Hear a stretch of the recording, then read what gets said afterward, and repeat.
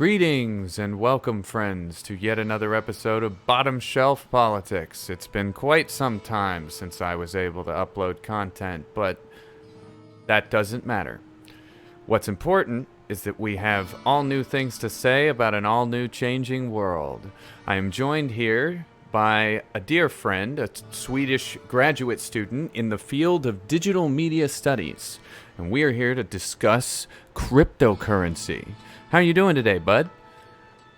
I'm doing really fine. What about you?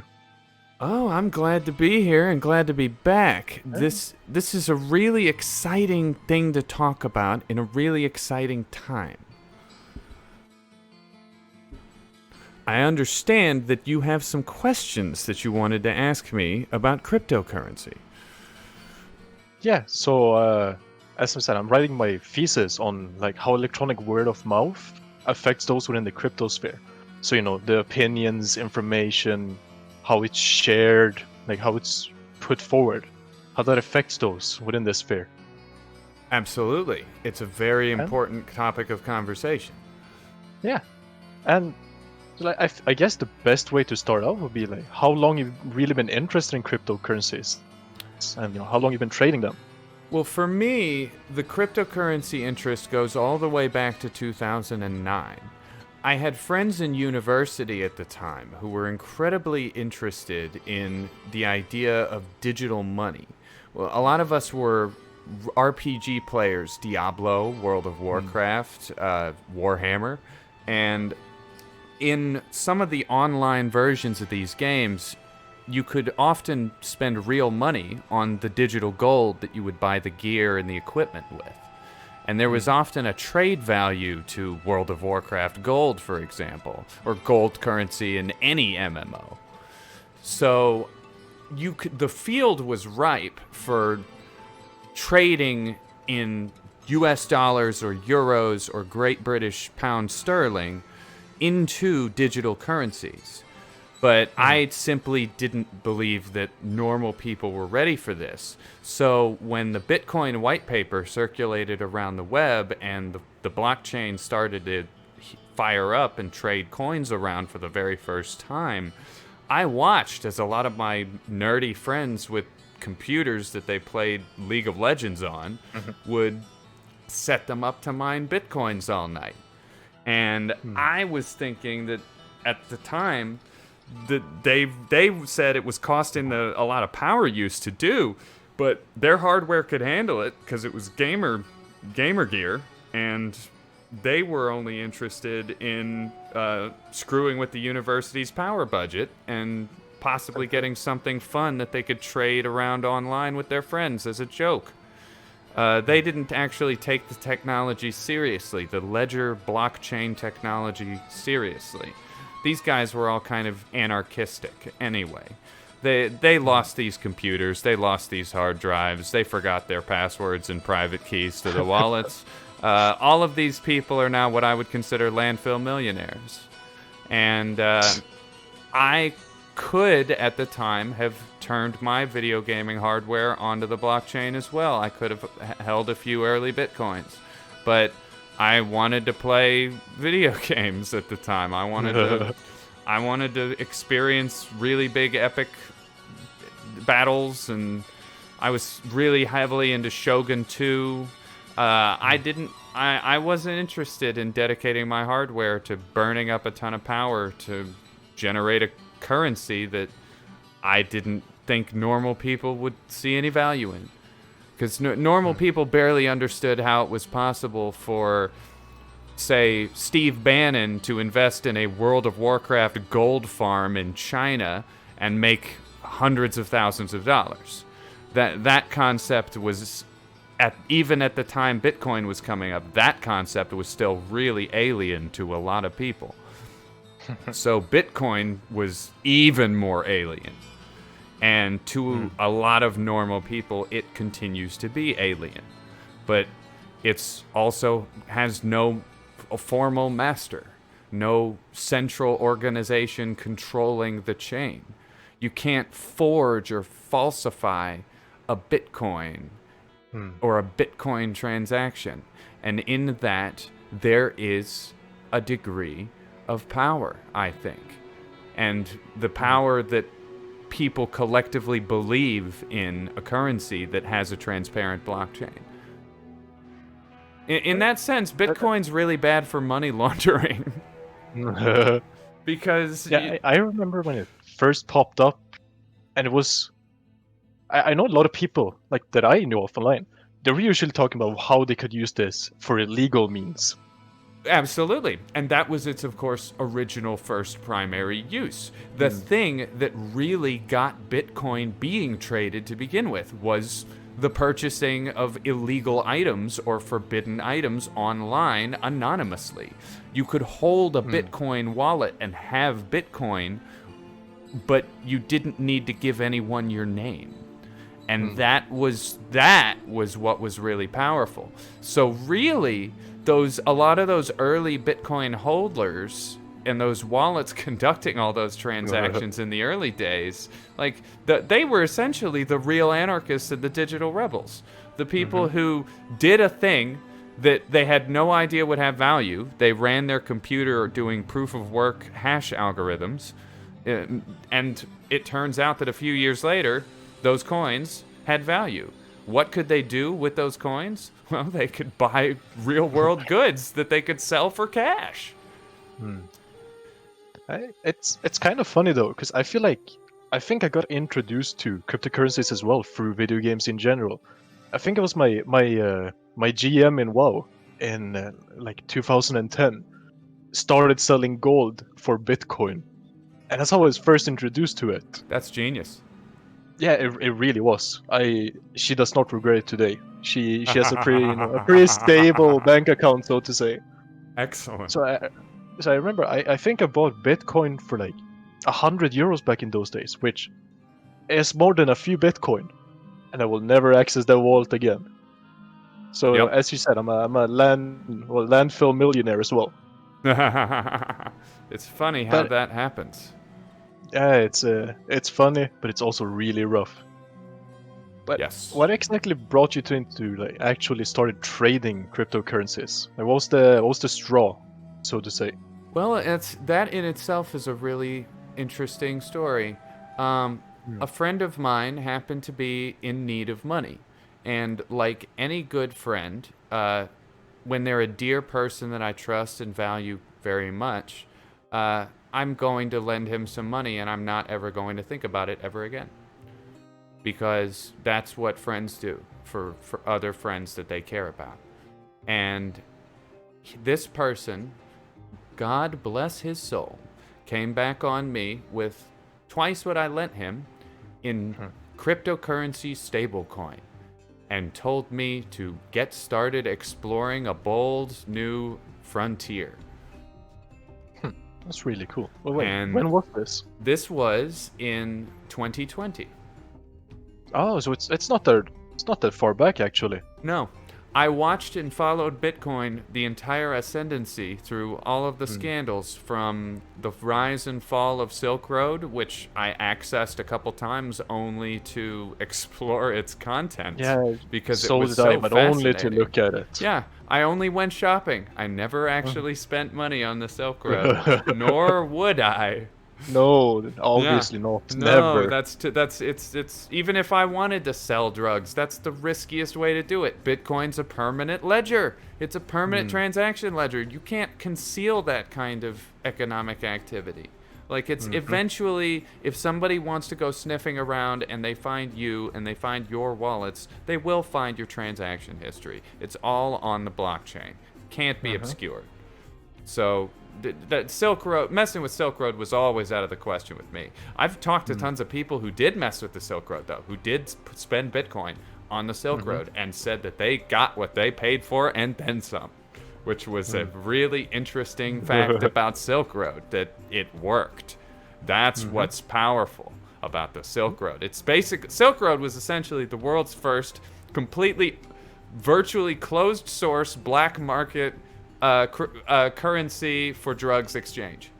Yeah, I know a few people who used it as well as local equivalents. There Most might countries have had been- their own. Yeah, and there might have been others that were more successful or did No. something similar earlier, but no one was as successful at what they set out to do as Dread Pirate Roberts and the Silk Road. And consequently, they are infamous as a result. And cryptocurrency as a whole shares some of that infamy. Mm-hmm. The story of Bitcoin is a story of infamy, scam artists, con artists, and various snake oil salesmen attempting to score quite intelligent, normally well-educated people out of their money purely through hype. This does continue to this day. 90% of the very interesting talks I get into in the trading chats is this a scam? Is this not a scam? And some people are already invested, so they're going to say, of course it's not a scam. No, this is real. We want this coin to pump.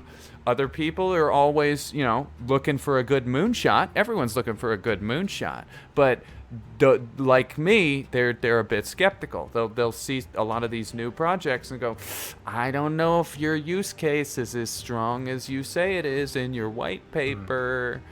And something like that could be enough to set off a passionate debate. But it's never gotten emotional or fraught from what I've seen. Everybody's actually pretty level-headed because we're all actually trying to make money, and we're all just arguing about the best ways to do it.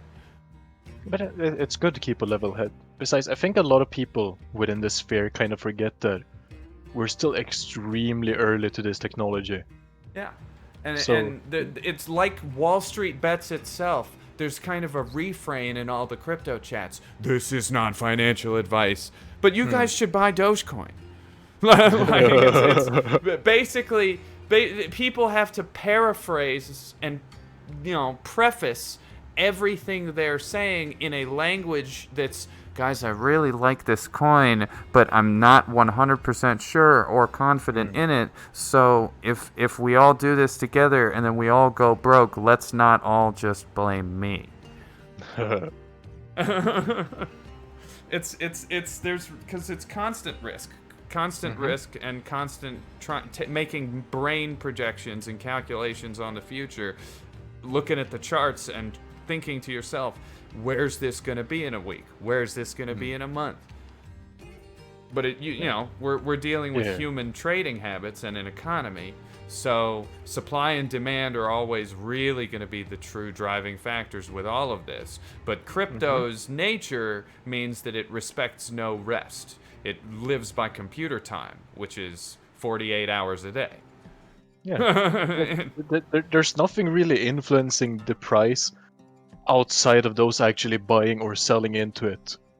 Like, Correct. Use cases, or even if it's a meme token, it's a funny icon with a funny name.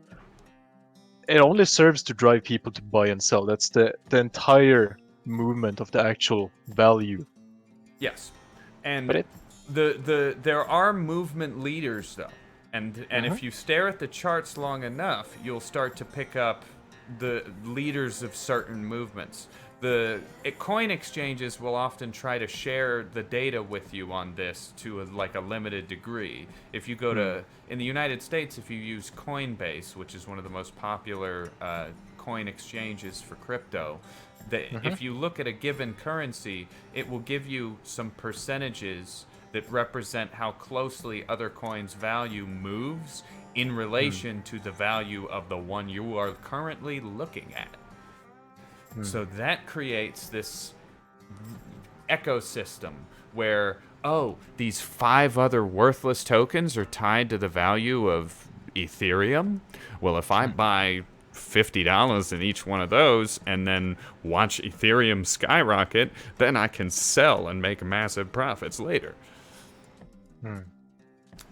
I must ask something. You brought it up. It's kind of interesting when people have tokens that they think might be a scam, but they're still invested in. There's also the turnaround. There's the false information, the kind of like reverse psychology to some degree. It's the fudding. Yes, the fear, the uncertainty, the doubt. Yeah, exactly.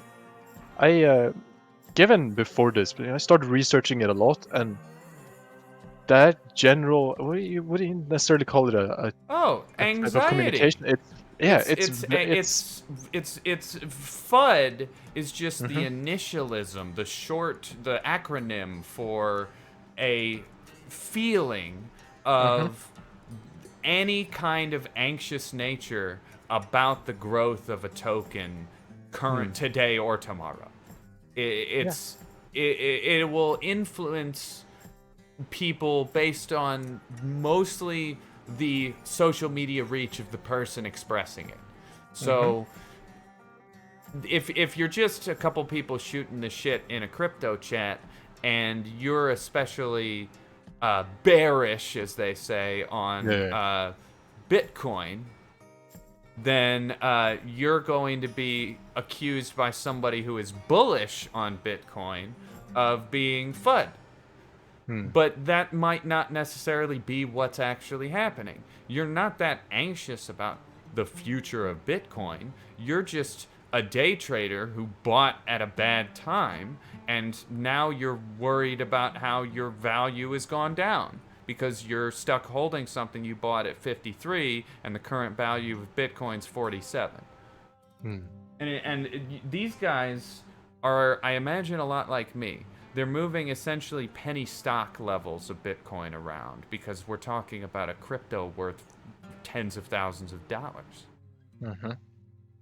But there's also the interesting aspect of those that will on purpose spread FUD. They will spread misinformation or try to get people anxious to artificially lower the price of a coin so they can buy in for cheaper.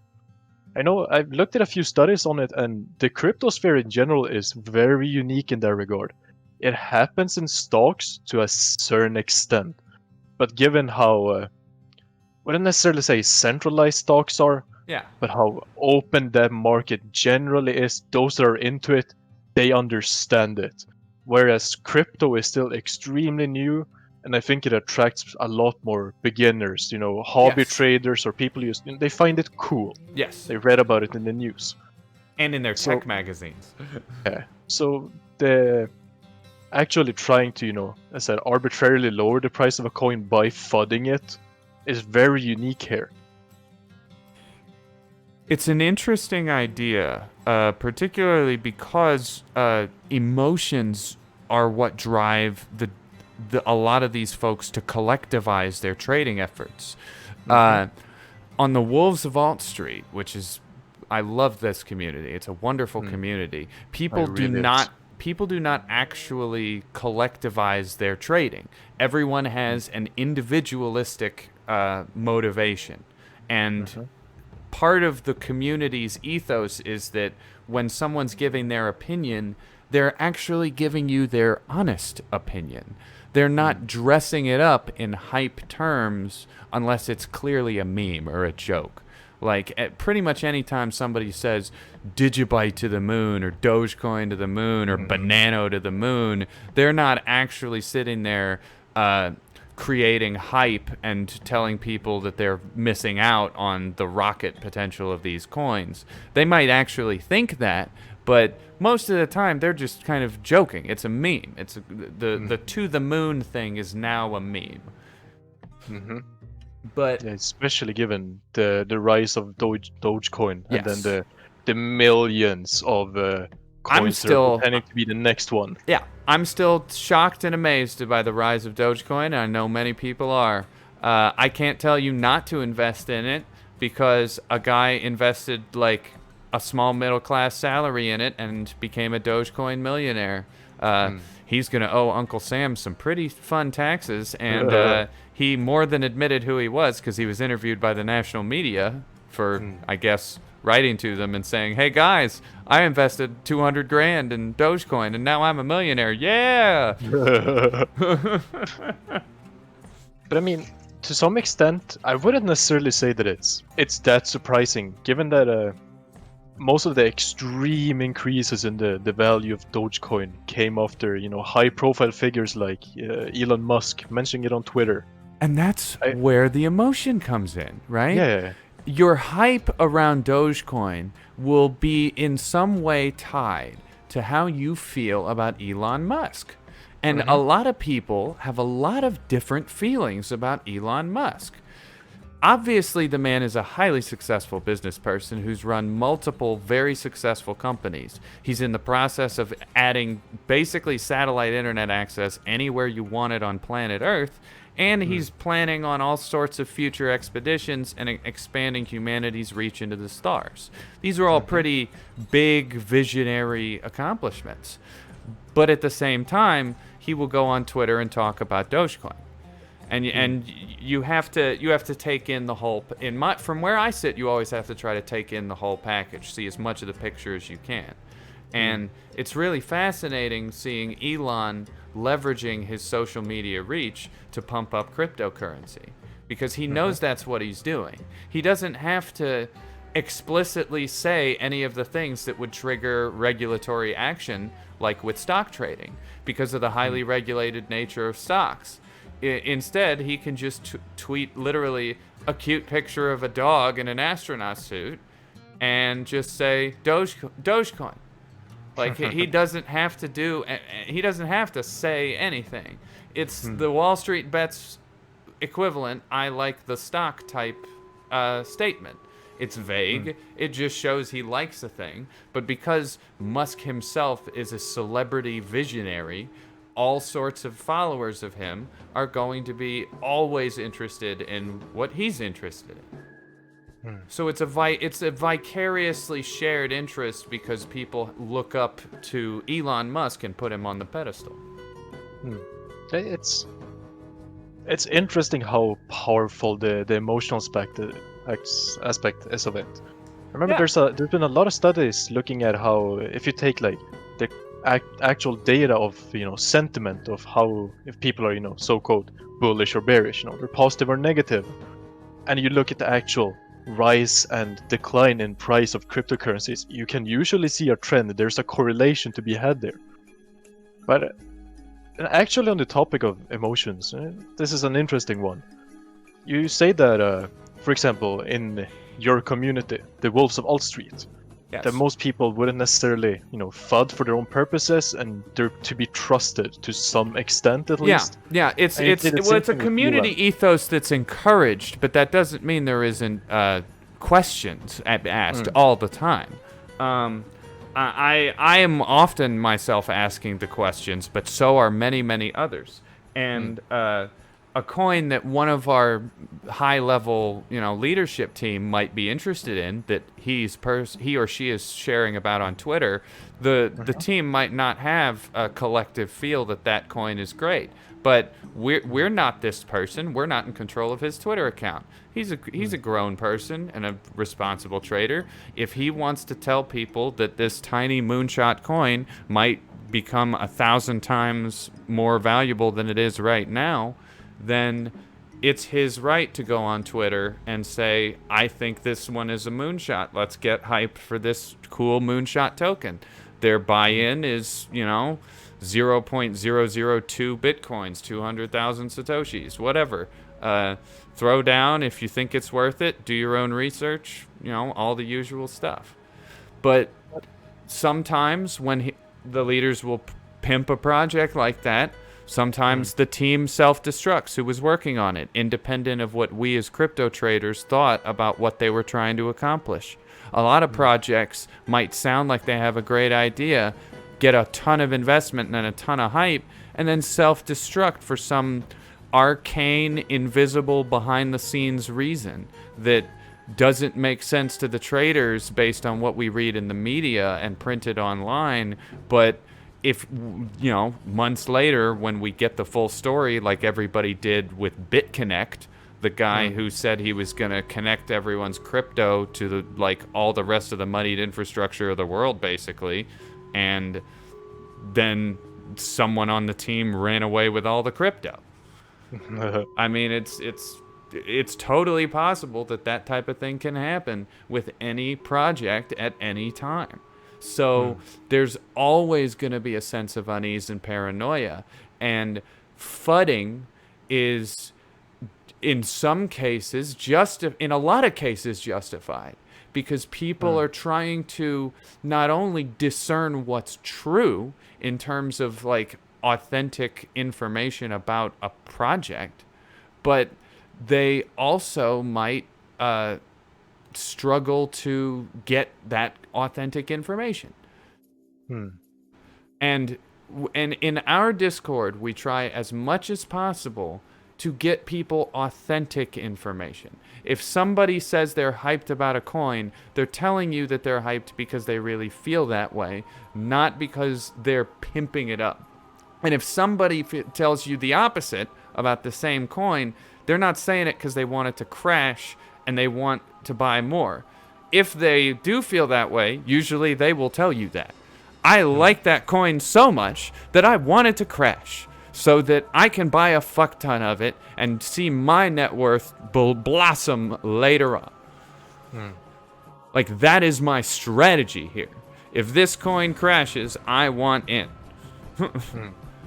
And that's, well, but that's part of being part of any kind of stock or trading community.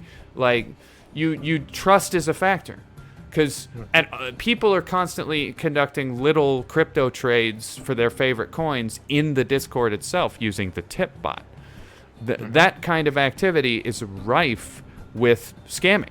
If somebody just says, here, I'll trade you, here's my balance. Oh, hey, look at all of this Ripple I have. I don't like Ripple. Here, I'll give you all my Ripple because you love Ripple. And in exchange, you give me all your Bitcoin. So you send this guy all your Bitcoin, and then he just leaves. He doesn't actually send you the equivalent value in Ripple, right? That stuff happens all the time. It's so common. This is why in our Discord we try to indicate these people are trusted. These people have been around. These people have shown that they are honest, because honesty is hard to find in any financial sector. And in a world where anonymity is prized and powered like it is in the crypto space, honesty is even harder to come by. But philosophically, on kind of like an anarchist level, that's how socially the world ought to behave. If the world is always watching us, then we ought to be civil to one another. I mean, and in that sense, I'll connect it to social media. Every asshole in the world with an iPhone or a camera is a one-man walking world star hip-hop TMZ film crew. They can turn any one individual's mental breakdowns into a spectacle for the world to witness, as if we were all standing there live with them. That is an untold amount of mass media power placed in the hands of the digital social media conglomerates. The ability to dictate whose mental breakdowns are allowed to go viral and how many people are allowed to see them before it's deemed, maybe that was bad. Maybe we shouldn't have allowed that woman's bipolar meltdown in a Walmart to go viral. It's a dangerous thing. Yeah, it really is. Individual characters in general have a lot of power on the internet today. It's still such a new thing, for the most part, that I don't think most users of the internet in general know how to actually use it properly. Well, yeah. It's what's the saying? I think it's like a Spider-Man movie. With great power comes great responsibility. I hope it's from a Spider-Man movie. It is. Yeah, a philosopher. The original Tobey Maguire Spider-Man. Yeah, it's actually like it originates from there. Yeah. That was and it was in the comics before that, of course, but that movie, the movie came out in 2002, and of course, Spider-Man and Marvel and all of that and all of things Disney would be, you know, classic fodder for the internet to just fall in love with, as they do. But given the very harsh nature of how information is spread and finding information, where do you gather your own information? And where do you find the trustworthy people and the good information that you actually believe in? As far as like cryptocurrency goes? Yeah.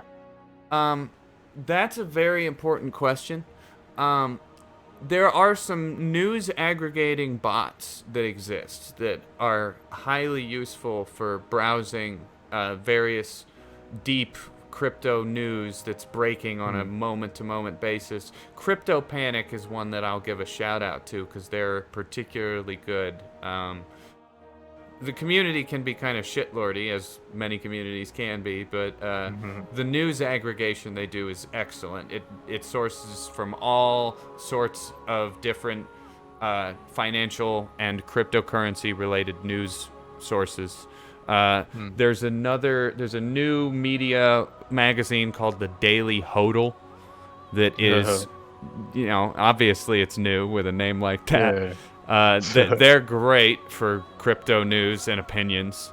But as far as like my own trading habits go, I rely almost exclusively on talking to trusted people that I know, trusted friends that I know. And we will give each other sort of speculative ideas on where certain coins will go and why. And usually it's discerning whether we want to invest in quote-unquote shit coins or extremely low-value moonshot coins. Some people call Doge a shit coin, but I don't think Doge is a shit coin if it's worth over a U.S. quarter, if you catch my drift. Yeah. That speaks entirely for itself. Doge, whatever shit I've talked in the past about Dogecoin, Dogecoin charts its own course and speaks for itself now. So it's a unique unit. It's a You have to give it completely respect where respect is due. Yes, respect due on Dogecoin because it is a completely unique unit all its own. As is the newer Banano, which I'm a huge fan of. Banano is totally a meme currency, just like Dogecoin. Banano is potassium-infused crypto coin with, which is essentially given out entirely for free, just to teach people about what blockchain is and how it works. And it has no fees to send it around from wallet to wallet like a lot of big cryptocurrencies do.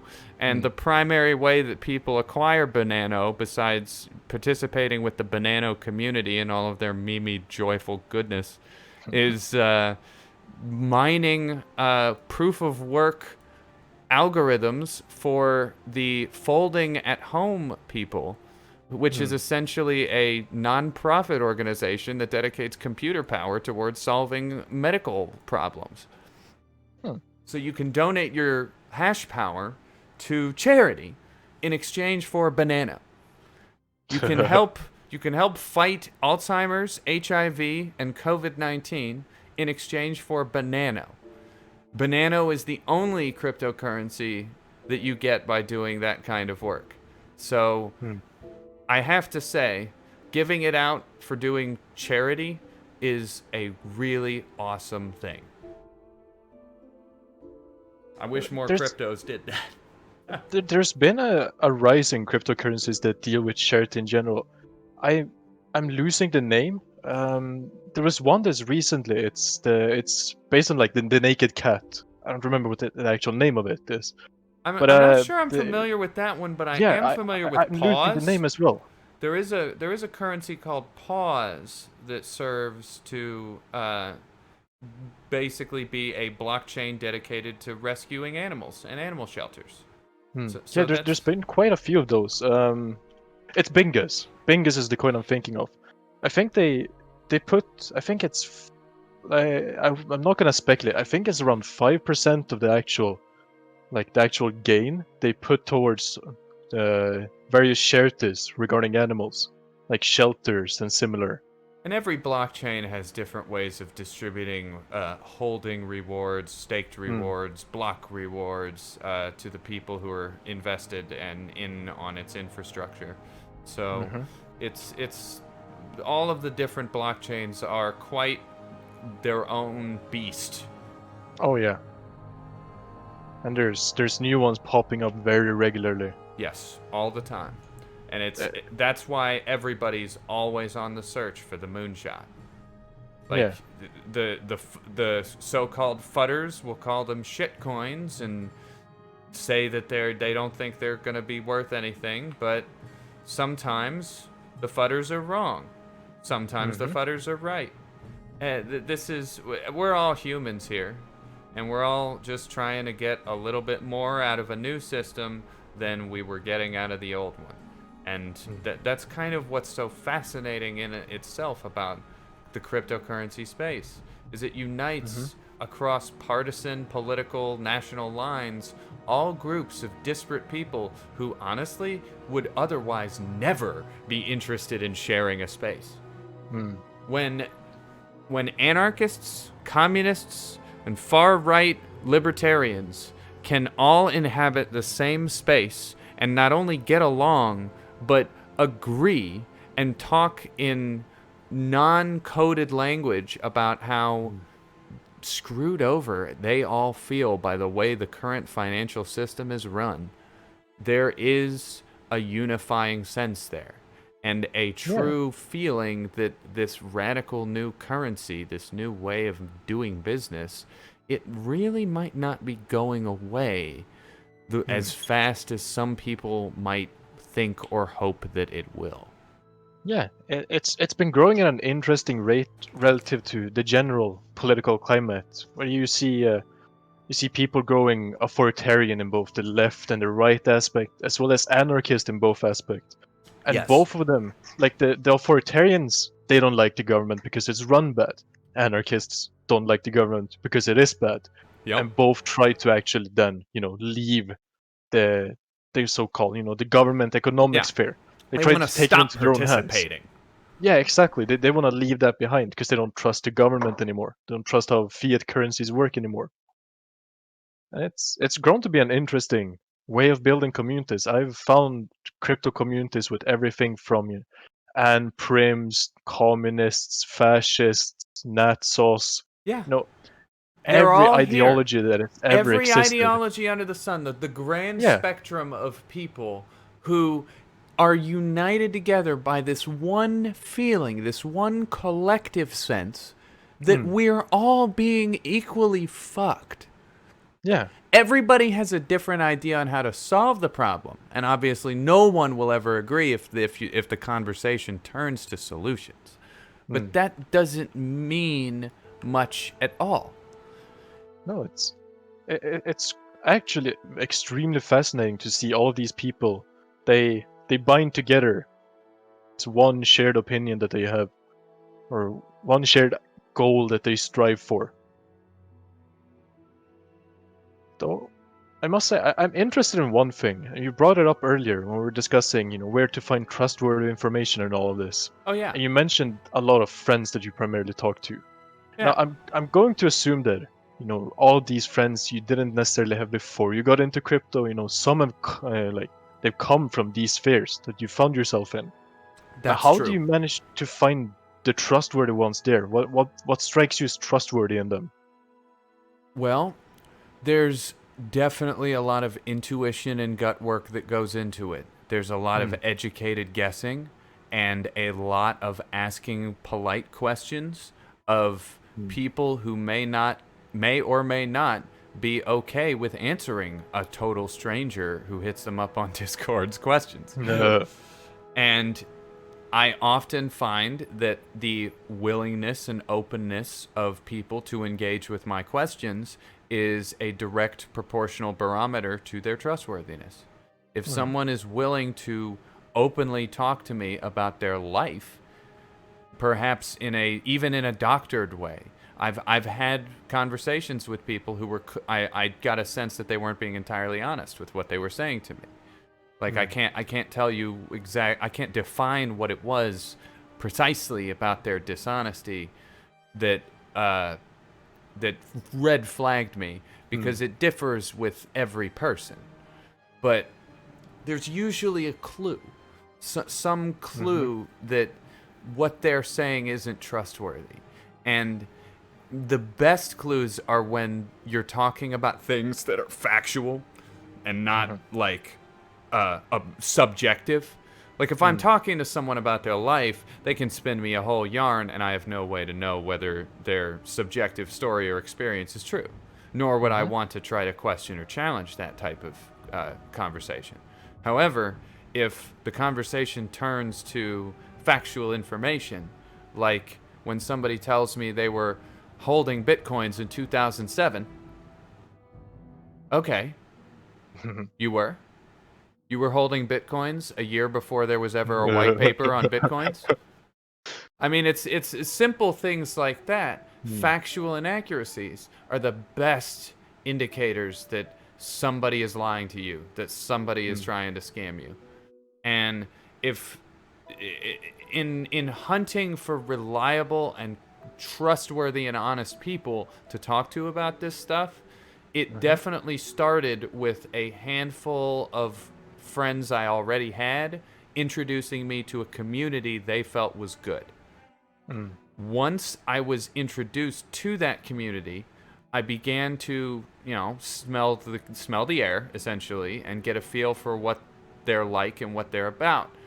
And from regular participants in Discord communities, you can really get a feel for who's being real and who's spinning you a yarn. It's hard, though. It's really hard.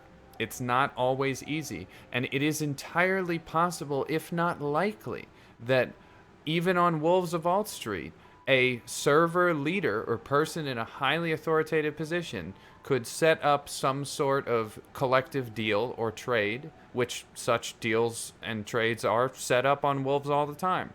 And the willingness of other people to trust that one person with all of their money is based entirely on emotions, feelings, and experiences, and contained within the Discord server. So whatever happened, whatever that person was like before they came onto the Discord server, and they were who they presented themselves as to us as a community, who is to say what that person was like? None of us can, nor are we really interested in who you guys or who anyone was before they came here. We're only interested in who you are right now and what you feel about Bitcoin. You think it's going to go up? I think it's going to go up. I think Bitcoin's going to go up. You think Bitcoin's going to go up? I mean, in the end, we can hope that Bitcoin goes up. That's what a lot of us are hoping. We're all hoping. I think we're all hoping for it. We're all hoping Bitcoin's gonna go up. But if you wanted to talk realistically about it, just for quick non sequitur, the long-term projections on Bitcoin's rise to fame are projected that we're going to see even bigger value store in Bitcoin in the next decade, because within 4 or 5 years we will hit Bitcoin's supply cap. There will be 21 million minted Bitcoins, and that is the maximum number of Bitcoins that will be allowed in existence. When we hit that point, I imagine that the people who've been holding onto whatever little Bitcoins they bought at 5,000, 10,000, 20,000, 30,000, 40,000, all of those people are just going to be holding on to what they have and smiling as everybody else scrambles to get whatever's left. And at that point, the demand for Bitcoin will certainly outstrip its supply, even more so than it's doing now, as the price of Bitcoin rises even beyond what I believe it was yesterday. Yep, we were down to like 51, 52 yesterday. Now we're back up to almost 55,000 just today. Yeah.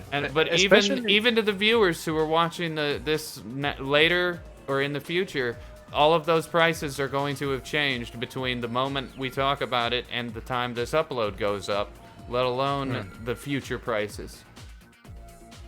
It's hard to project. It's almost impossible. Almost. Especially given how many various, organizations, very rich investors, even some governments are getting into it. I think, if I remember correctly, one of the top 100 richest Bitcoin addresses is owned by a government. And there's a few of those. I imagine there are. And they're certain to not be the only ones either. What's really interesting about the idea of governments hoarding it is that they might use the Bitcoin that they're holding today as the backing for a state-issued fiat blockchain currency in the future. I mean, what better way to back the government-backed currency than with an actual asset that's going to hold its value over a long period of time? Yeah, I had to do an impromptu quick Google.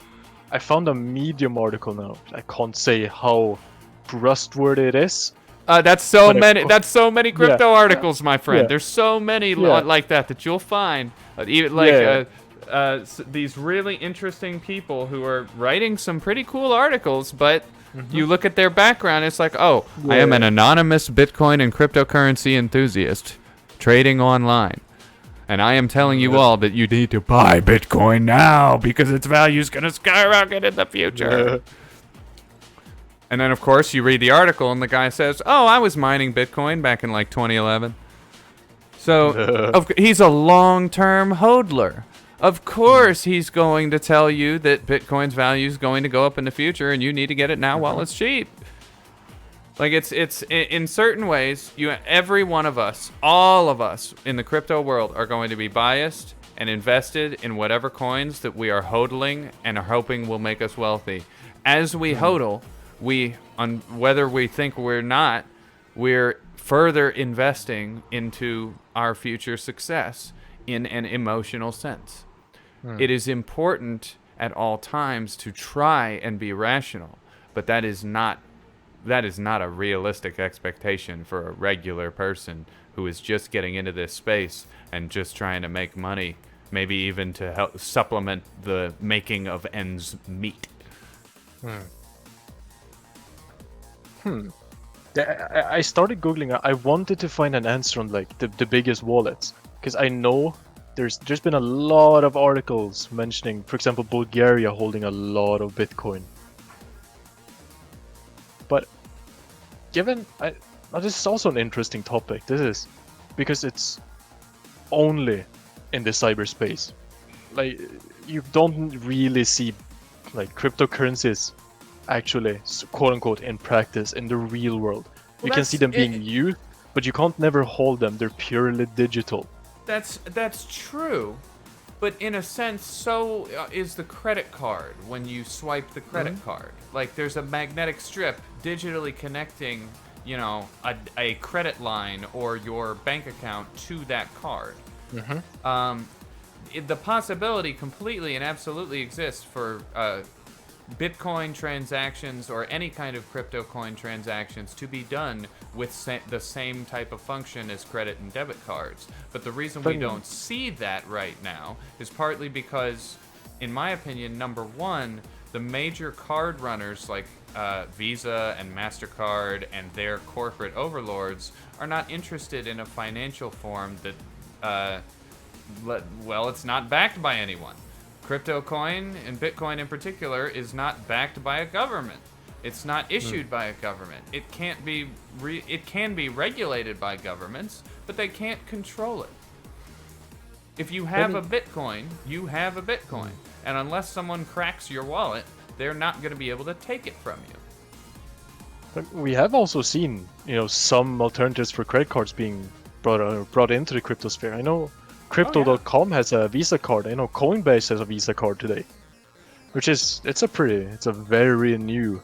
These things exist, platform. But a lot of them actually aren't widely issued right now. And if you go onto those platforms and you tell them you want to get, say, the Coinbase credit card, they're going to put you on a wait list. So this is so new that the technology hasn't really been given to the public yet. I imagine that it's being tested in certain places with certain people.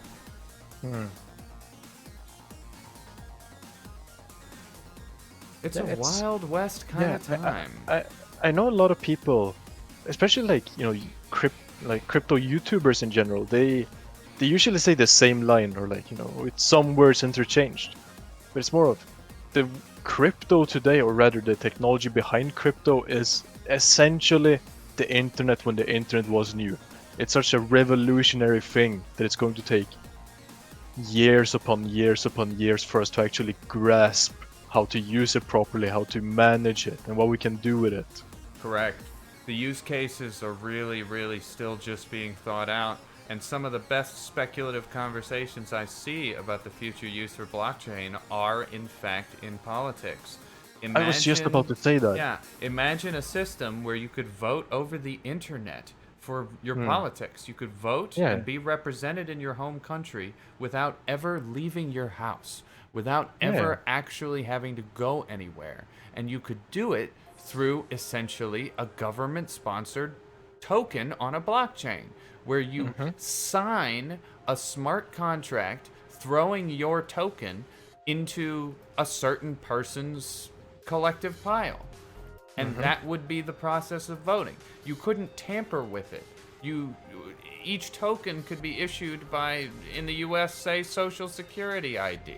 If your Social Security number wasn't valid, then sorry, you don't get a token. But if you're a US citizen with a Social Security number, you get a voter token.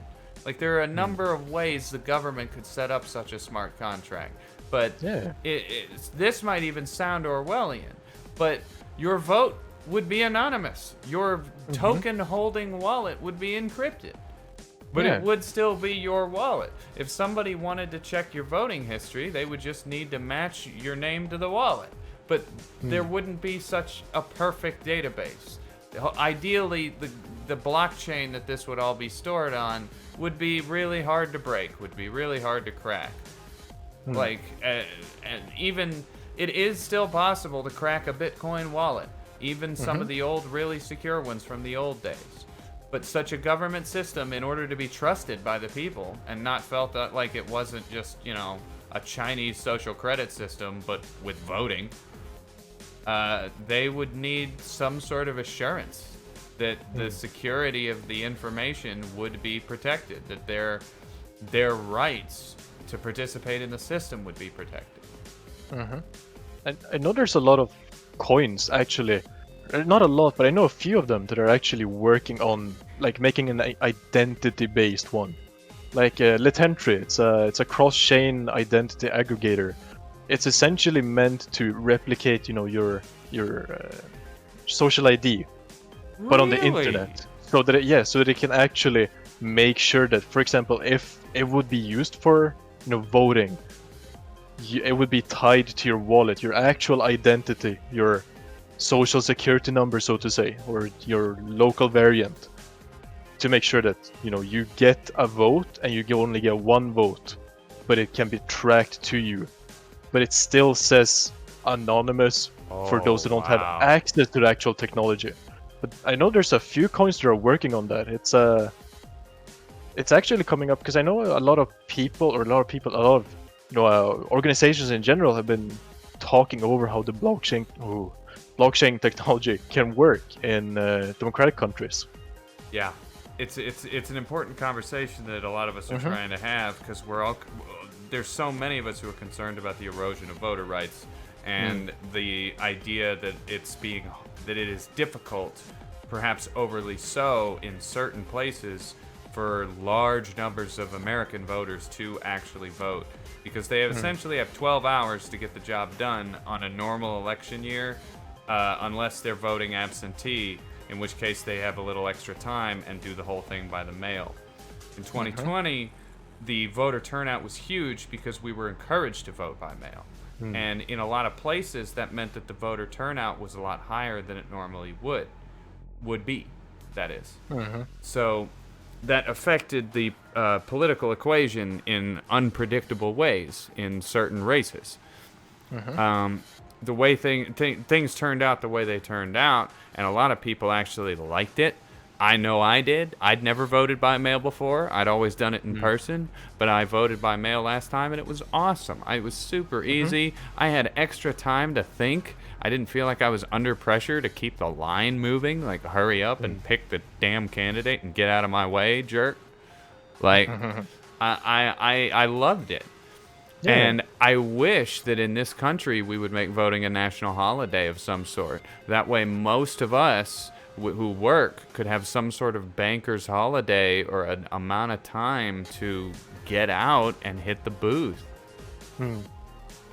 But a lot of people have to work during that 12-hour block of time, and they won't get the chance. Nor will they even bother to say they can't do it and need to vote absentee. They're that disinterested. I also think that now, obviously, I'm speaking from an outsider perspective. American politics is, well, an interest of mine. It's not something I fully grasp. I don't think most people do. No, it's slightly esoteric. It's hard. Yeah. It's weird. Yeah. It's a web of ridiculousness and partisan hackery from all directions. But I remember when the mail-in voter fraud was a discussion topic, and most people said that they don't trust. Rather, most people that voiced their opinions a lot usually didn't necessarily trust the mail-in voting system. But the technology behind this, for the blockchain technology and how it can be used, can make it as trustworthy, if not more trustworthy, than voting in person. Yes. Because there wouldn't necessarily... I mean, obviously, there will be some way of manipulating it, but it's definitely a whole lot more secure than the current system. Which I know the trust in voting in general is heading towards decline. Most people find themselves in a position where they don't necessarily trust it. And that's partly because of technical reasons, like the disenfranchisement of voters through primaries that essentially will anoint certain characters as the nominee before most Americans in the party ever had a chance to make their voice heard on a primary level. That's one side of it. And the other side is the, I call it the X-Files side. The extra skeptical, extra paranoid side that says the system is completely broken. I have absolutely no reason to trust it at all. So I have no reason to participate. I have no reason to vote. Either party is just two sides of the same coin that's sticking it to me no matter what.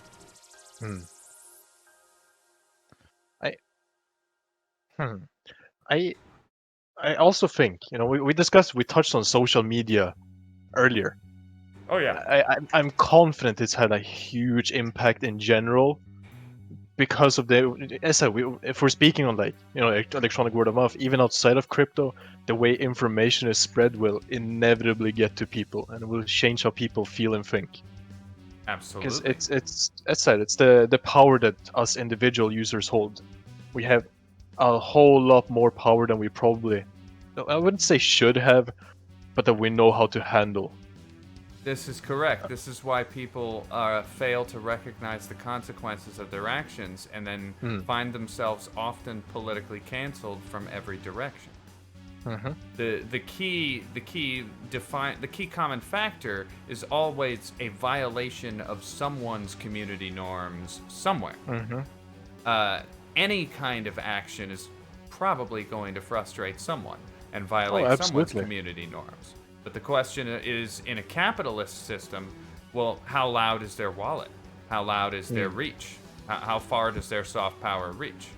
If the soft power reaches far enough, any public figure by themselves, without the backing of a brand, can cancel someone at a whim, on a word.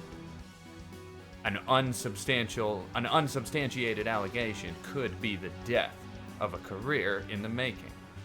On the alternative flip side of that, the power to call powerful hierarchical figures to account is what gives that regular person with their iPhone so much actual oomph that they wouldn't have previously been granted in another system. In this new social media run system, of course, that I mean to refer to. I know, what's his name? Ricky Vaughn. It was like a notorious Twitter troll. It's like an alt-right figure. Interesting. He was recently arrested, I think it was very early this year, in like January, and he's facing a few years in jail for tweets, for election interference, from tweeting a lot of disinformation, and like texting and DMing people on various social medias trying to get them to not vote, saying that they can't vote, or, skewing information to make sure that they don't vote if he didn't, enjoy their opinions, or even, I don't even think that, but more for a fun aspect. I don't think anybody's looked at how broad his reach was. I want to remember that he had a pretty sizable following, because I saw him around on Twitter a few times. According to the arrest press release this year from the Justice Department, Ricky Vaughn, aka Douglas Mackey, was charged because he had an influence level of 58,000 followers. Yeah. And an MIT Media Lab ranked him, as of the year 2016, as the 107th most important influencer, ahead of NBC News, Stephen Colbert, and former Speaker of the House Newt Gingrich. So, essentially, this guy acquired a following and then disseminated lies.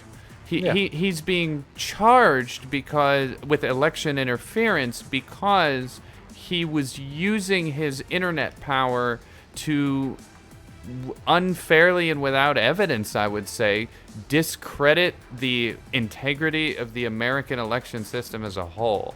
So, as an American citizen doing that, I could see them wanting to arrest you for that. If you are a foreigner who lives somewhere else, obviously there's not, unless they're willing to extradite you for something like tweeting, which I doubt any foreign nation would. If you were a foreigner doing the same things as this guy with 58,000 followers, I don't think the U.S. Justice Department would have given a shit. I don't think it would have mattered. They wouldn't be able to do something about it anyways. Yeah. But it's so interesting seeing the actual power that users hold. I have to remember, what was it, 58,000? Yeah, 58,000 was the number. Yeah, 58,000. That's not an insane number. Like, obviously, it sounds like a big number, but in the general aspect, it's a small number. It's a very small number relative to the amount of users on Twitter. Oh, yeah. It's the power that some users hold, or that we all can hold, is ginormous.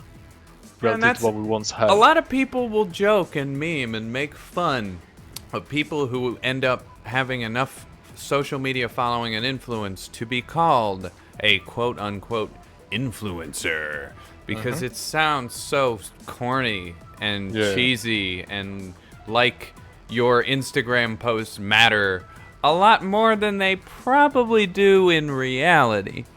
But the flip side of that coin, as you were saying, if those influencers take their brand following and then turn the focus into something else, you can channel your soft power. The channeling of social media soft power is absolutely, without question, to me, in my opinion, the key driving force behind essentially the entire movement to get anyone canceled. Almost always, in any movement to get someone or something canceled, you can find either a political organization or a public media figure who is one thing, one hierarchy, one voice, channeling the soft power in that direction. Oh yeah, absolutely. I'm curious, regarding back to cryptocurrencies in general and social media. What social media do you use to to find information or, find opinions? I have read many tweets, but I do not have a Twitter account. Okay. I have looked at many Facebook posts, but I deleted my Facebook account several years ago. I have kind of a personal philosophy that I shouldn't give myself to a social media company. Now, I had already given myself to Google back when Google was just a tech company, search engine, and email provider. They already had all my name, my info, my details, my address. They already had me. Like, Google had me from the beginning. So, whether you love or hate Google, I'm trapped within the Google infrastructure for the most part because that's just where I've been most of my internet life. Whether that's a good or bad thing, everyone has a different opinion on. I think Google is gray. I think they have done good things, and I think they have done bad things. The world is definitely gray in my world. Yeah, but nothing is always black or white. I kind of agree with your philosophy though, which is, very ironic since I study social media, digital media especially. Yeah, I recognized early the potential. I don't blame you. Like there's such a danger to me in the ecosystem of organizations like Twitter and Facebook's platform. They encourage you to develop around you this kind of ecosystem that you've curated personally to your own tastes. Now, the companies want you to curate it as much as possible and give them as much information about your tastes so that they can try to sell you stuff and feed you advertisements. That's not my opposition. I'm not opposed to people making money off of showing me things that I'm interested in. In a way, I'm willing to be okay with them doing that because they're not going to send me a Mattel Barbie advertisement for 7-year-olds. Right? They're going to demographically target me to a precise degree that I'm going to not see any of that shit. It's going to be filtered out. So it does filter out a lot of things I don't care about and shows me the things that I do. But obviously, you can see the problem there. If I tell the algorithm what I'm interested in, that's the only thing it's going to show me. So if the algorithm only knows that I'm interested in one specific subject, that is the subject it will show me. And I've actually created 2 or 3 different YouTube accounts to try to see what I can get the algorithm to do. And it is pretty remarkable how easy it is for you to use the infrastructure of, say, just YouTube with, having a Google account, right? YouTube is thought of as a video hosting and sharing platform, but it has all of the facets of social media as well. You have comment sections, you have replies, you have profiles. I mean, it's got all the pieces are there. It's just that the focus is on the content, on the videos. Well, on YouTube, if I calibrate an algorithm just right, then I can watch it pipeline me in the craziest directions. Now, in YouTube's history recently, they've been getting into a lot of trouble for this particular thing, this facet of their algorithm. The most recent controversy was about really twisted, copyrighted cartoon characters being made to do really bizarre and alien things in these crudely animated YouTube videos that were coded like they were for children. But to watch them, there were these they were written in these impossible to understand ways, almost like they were generated by an algorithm itself just to try to fish views from auto-cycling viewers who just go from video to video to video, letting autoplay do its thing. These channels were really corrupt and twisted because they had all sorts of M-rated scenarios that they would put these beloved copyrighted cartoon characters in, and it was definitely cringeworthy and uncomfortable as a viewer, but there were whole other seedier aspects of this where essentially shady black hat kind of people discovered that they could get Google AdSense to pay them a fortune for age 0 to 4 years old level content that wasn't actually age to 0 to 4 level content, but it would autoplay in the same algorithmic playlist. So they could essentially get a 2-year-old to click on their video and then watch these twisted cartoons for hours and hours and hours because the algorithm would just auto feed it to them.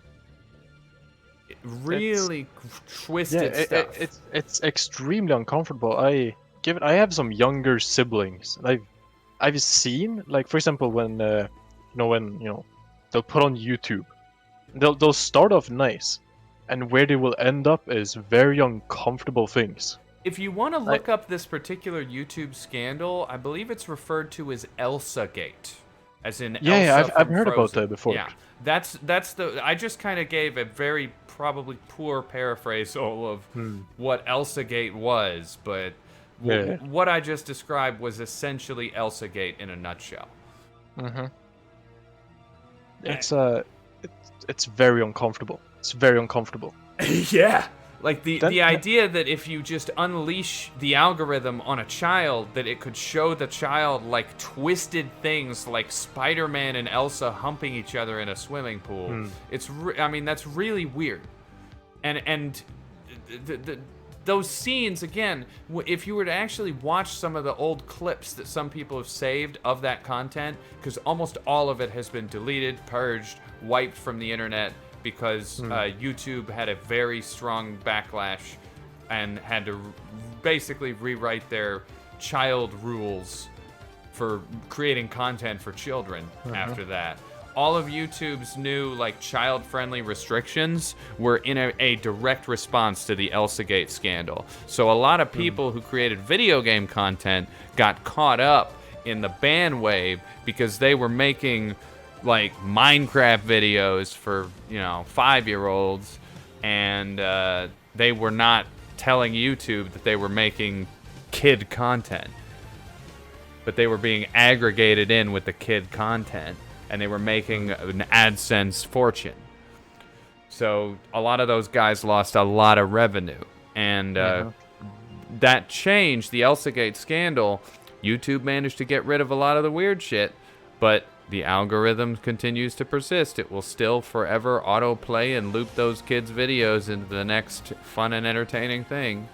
And as a result, it'll always pipeline people along the same political avenue for that reason. Another issue that I generally see with, we're talking, social media and platforms in general, that's where this information ends up. I don't know if you've read about this. I think it was earlier this month.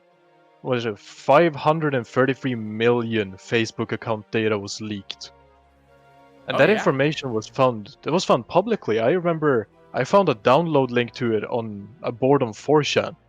It was even spread on Reddit. Even Twitter, you could dig it up. Yup, easy. It was wild.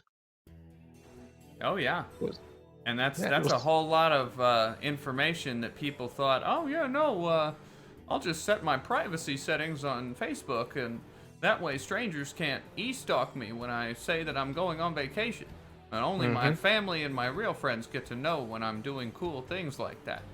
Yeah. But all of that info is still hosted on servers that are probably bare minimum protected, because what company wants to spend an outrageous fortune trying to protect the security of their free user base? That just costs profits. That just digs into the profits. Like we gotta be realistic here. If the for-profit corporation that runs the social media scape is gonna look out for anything, it's always gonna be the bottom line.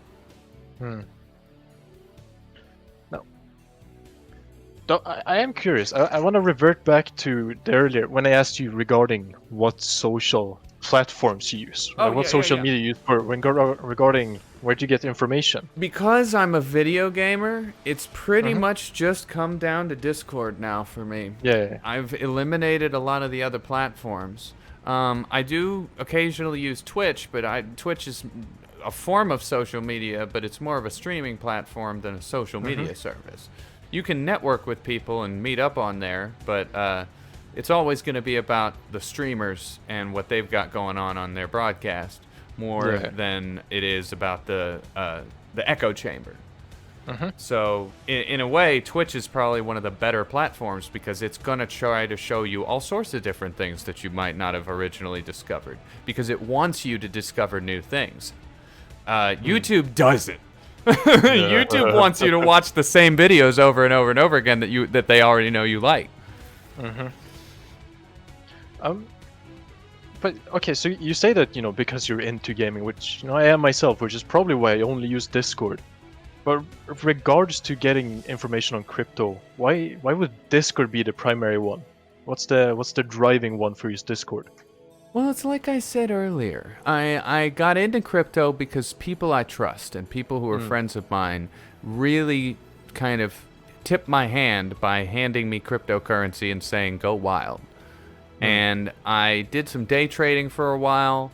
I would buy Cosmos Atom token for like $4.75, and I would sell it at $6.25 to $6.30, and I'd make a few bucks. And I'd increase the amount of stablecoin that I had by doing that. And it was pretty cool to tinker with the blockchain. And then I discovered Ethereum smart contracts, and I burned gas like an idiot all the damn time, making moves while the heartbeat of Ethereum was at its highest and most pumpiest gas levels. And I didn't know what I was doing. I didn't know that the Ethereum gas fees were hot at certain times and cooler at others. I didn't know those things. So my goal was to just try to get interest and make the money that I was making work for me passively while I wasn't doing anything with it. And I wanted to do that because I discovered that the cryptocurrency smart contracts that operate with Ethereum and allow you to get interest on various types of coins, these smart contracts will offer you tens of thousands of % more interest than your local savings and loan. And that fact absolutely shocked me. It blew my mind like the gif of Carl Sagan's head exploding in the Big Bang Theory.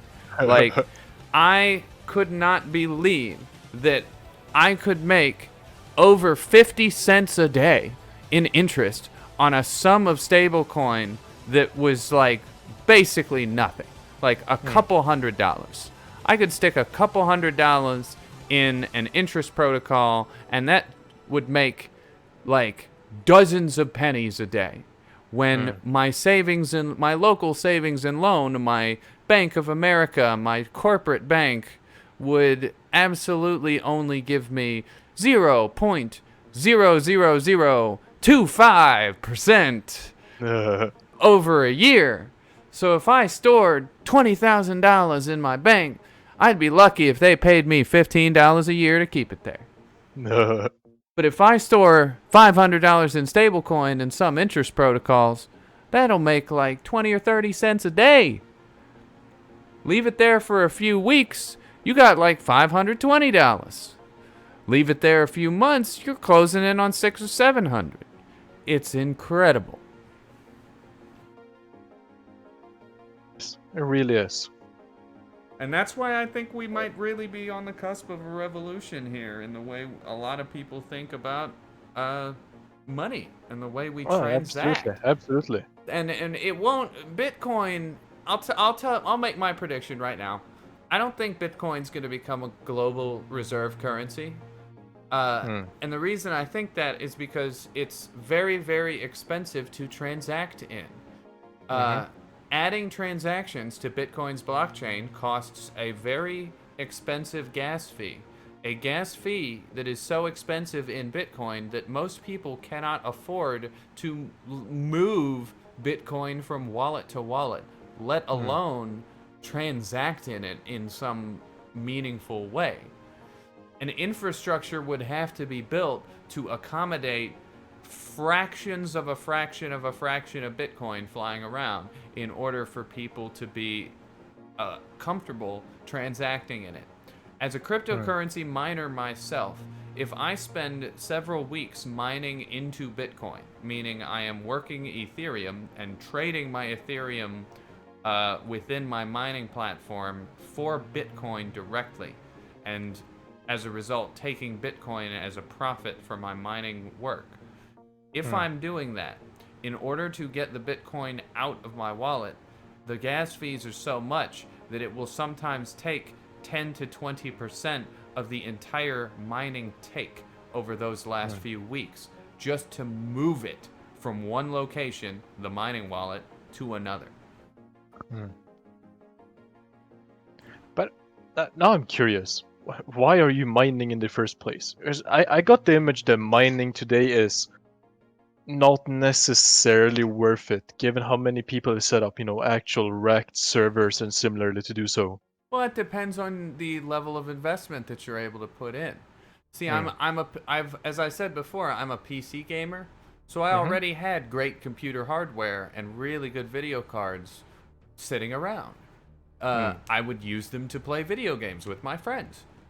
Well, once I got into cryptocurrency, this same friend needed another loan to help their business at a time of crisis. Without going too much into the details on that particular scenario, I will say that I used my day trading profits to buy him time, the time he needed to get things under control. And he did. And he's doing great now. And as a thank you, he brought me one of the most powerful video cards on the consumer market. So powerful, most consumers can't even buy it. And It's a pretty good deal. he brought it and he gave it to me. And he even set it up in a custom-built mining rig so that this particular video card will print me Ethereum. And That's really nice. this card has done just that. In Ethereum, since the time I plugged it in, which was last November, this card has paid for itself twice over already. It's a pretty good deal. That's a good friend you have as well. And that's in less than 6 months. I've received return on investment ×2 on this one piece of hardware. The return was so good, I was able to reinvest and get more hardware. I now have 3 computers that are working the Ethereum blockchain. And that some days they make me a decent amount of Ethereum, other days they don't. But the fluctuations with the blockchain are part of the nature of it. And the nature of mining is itself always changing. Ethereum as a proof of work algorithm will only be good for about another year or so. The Ethereum developers are not happy with the amount of energy that is consumed worldwide to work the blockchain. It is arguably quite wasteful and is not good for the environment. It depends on how you're getting your power, obviously, but suffice to say, there are better things we could be spending this computer power on than doing this Ethereum transaction work.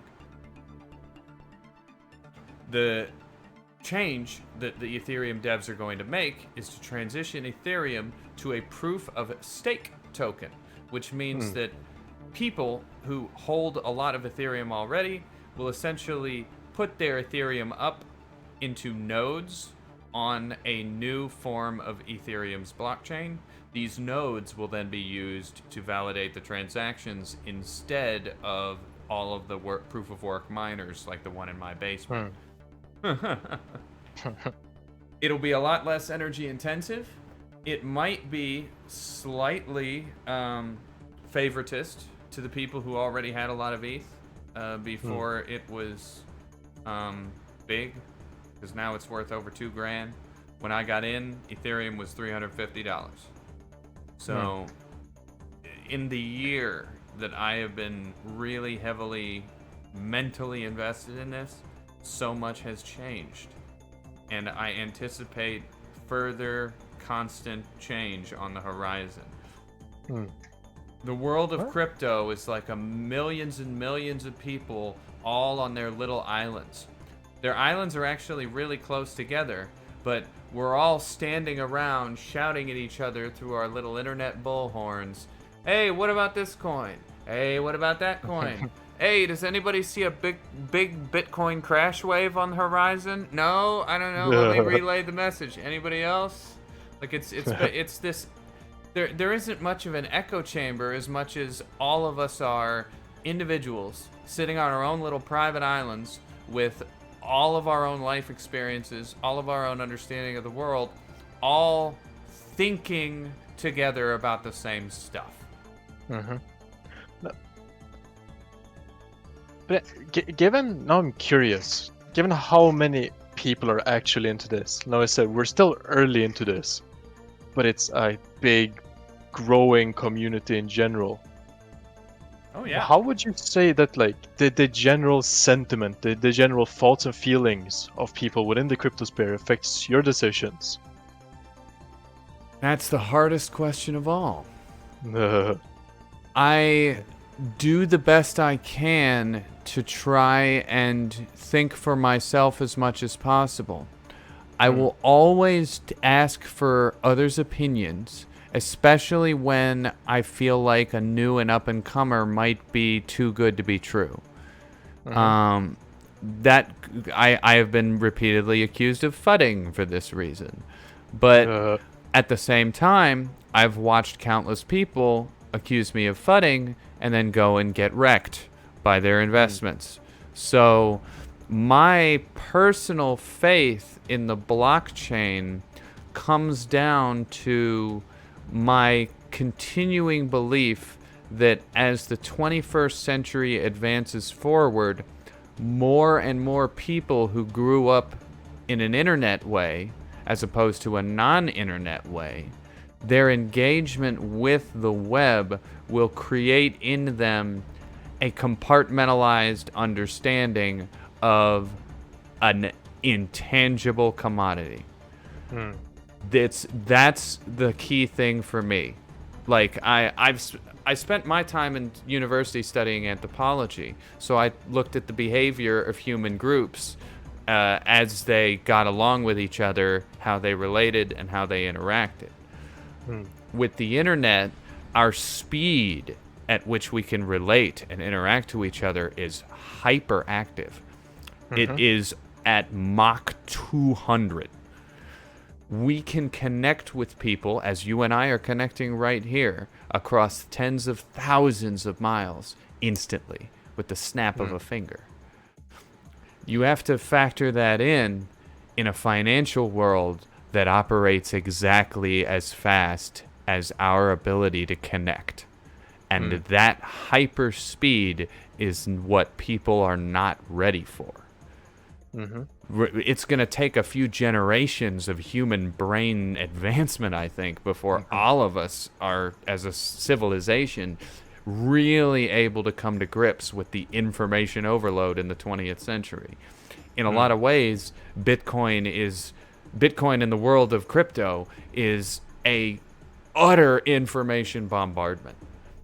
Like if anyone out there listening, if you feel like it's bad when you watch mainstream news or you listen to the radio, it is 10,000 times worse when you are an internet presence engaging with a cryptocurrency space. The amount of information that is coming at you all the time is more than any regular person can process. I'm not saying I'm a genius or an irregular person. Quite the opposite.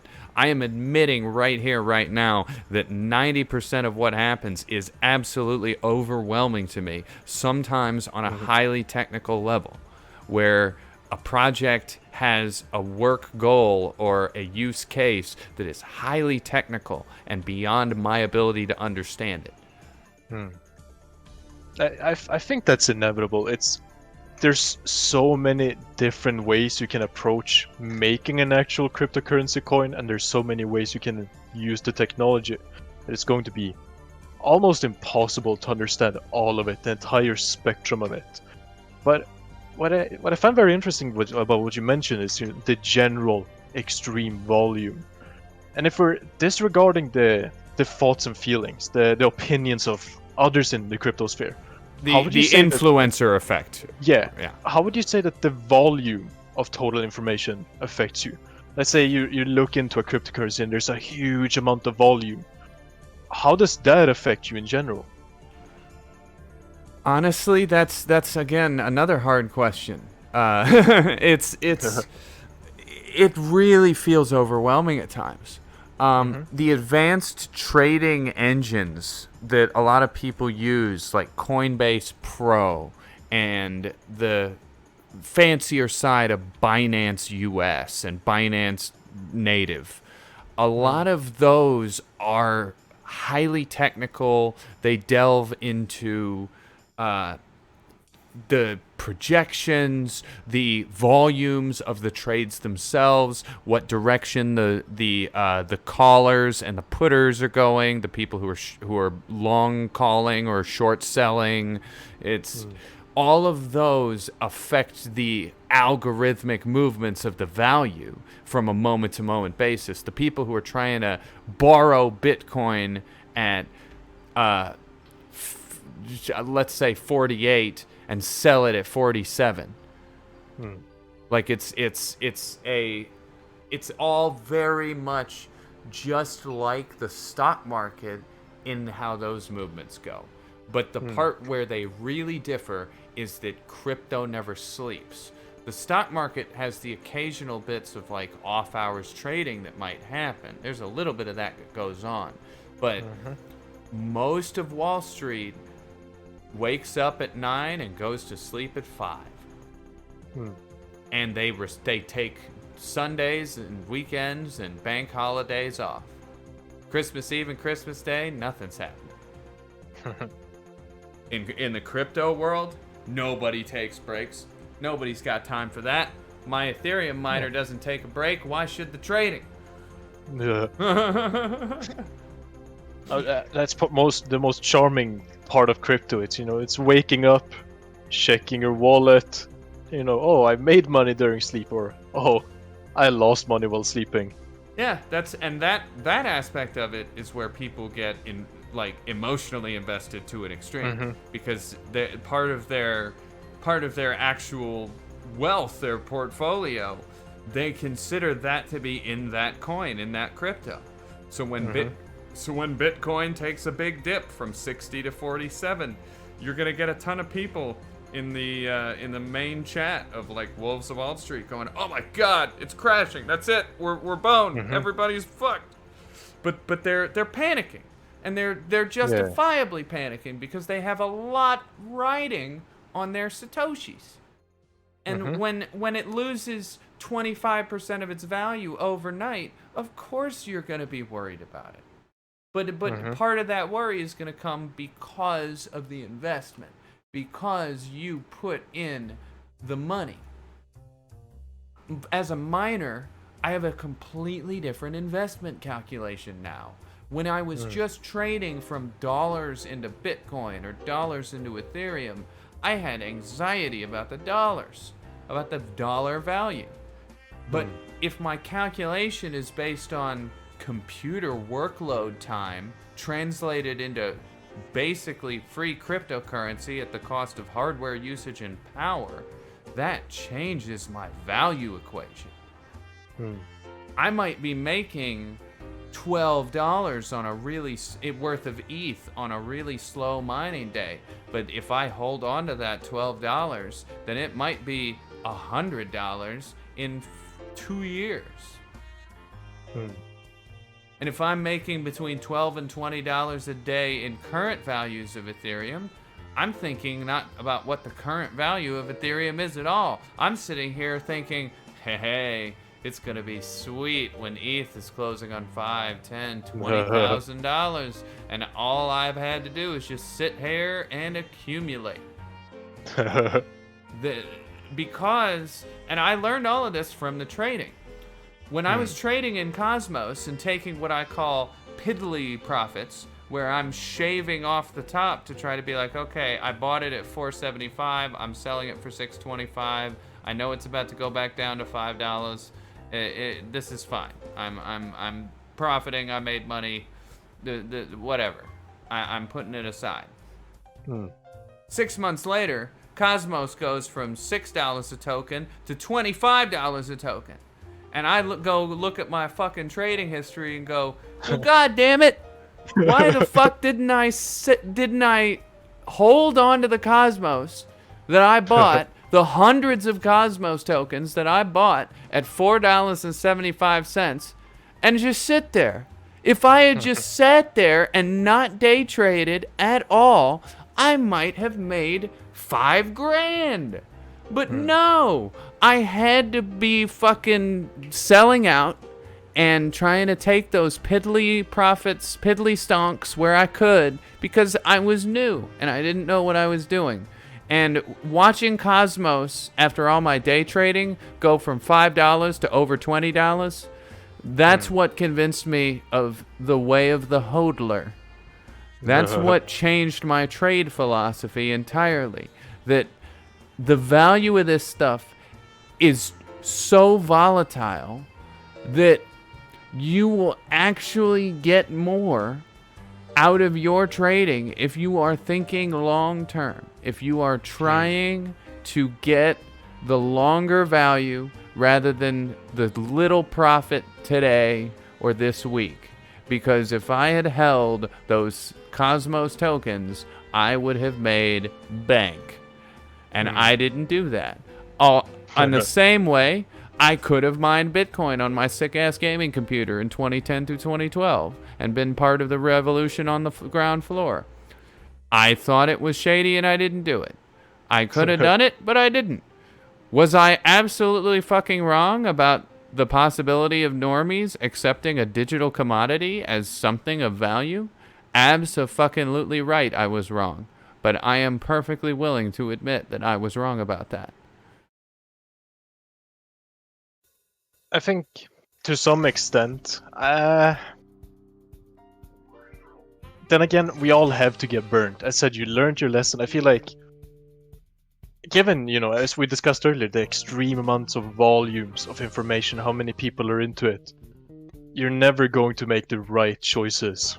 Yeah. And in the end, everybody's going to get burned once or twice. Yeah. It's So it's a like good learning life. lesson. Like life, we're all gonna get burned sometimes. hmm I know one of the primary coins I got into holding was Rubik, which was infinitely shilled on the BIS board on 4chan. Yeah, I No, still see Rubik slung around in the tip chat every now and then. It's gonna reach $5. It's gonna reach $10. Obviously, I'm still holding because I've accepted that mentality as well. Uh-huh. But it's a rough one. It's rough and it's a moonshot. And I mean the lessons of all the people from the world of this is not financial advice will always give you is never invest any more than you're prepared to lose. Mm-hmm. And understand that every investment is always a risk. And this is true of stocks as well as fucking Bitcoin. People seem to like. I know a lot of people that are beginners into crypto in general, and they will read the opinions and they will get some information, but they will look at it as almost inevitable to make money. Which if you hold long enough, you'll probably make a profit. But people's understanding of economy in general is so lacking that most people don't understand that this is essentially, to some extent, gambling with good odds. Yeah. That you can calculate on your own relative to the information, the opinions, the white paper, the use cases of a coin. You can calculate the odds and the risk of gambling with it. And then but it's still a gamble. From there, the question becomes, all right, is a token traded?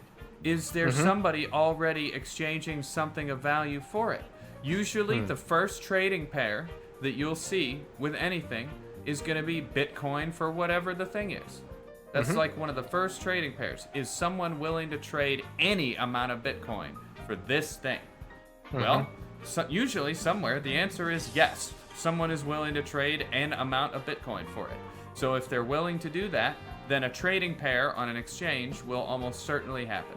If that first trading pair happens and you see trading volume, then at that point, you start to see market cap fluctuation.